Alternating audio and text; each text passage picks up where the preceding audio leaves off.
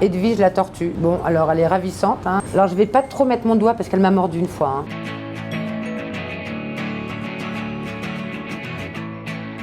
C'est une boutique qui existe depuis la création de l'immeuble, donc 1907. Et ça a toujours été des fleuristes qui ont eu ce local.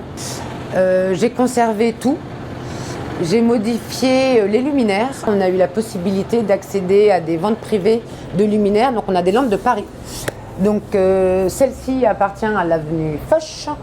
Et là on est sur la porte Dauphine. Ça donne un petit cachet authentique au magasin.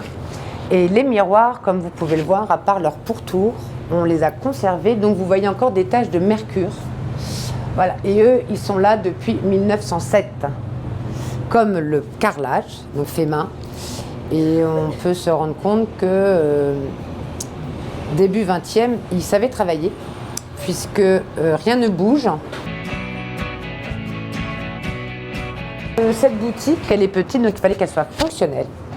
Donc je l'ai équipée avec des meubles des anciens établis, des meubles de métier. On les a laissés dans leur jus. On les voit avec les coups de couteau. Il y a un côté authentique, voilà, et ça, on les chine sur des brocantes. Et j'ai voulu créer donc différentes zones. Donc une zone plutôt orchidée, parce qu'on en demande beaucoup, donc plutôt en hauteur. Ici, c'est notre présentoir ensuite à bouquet.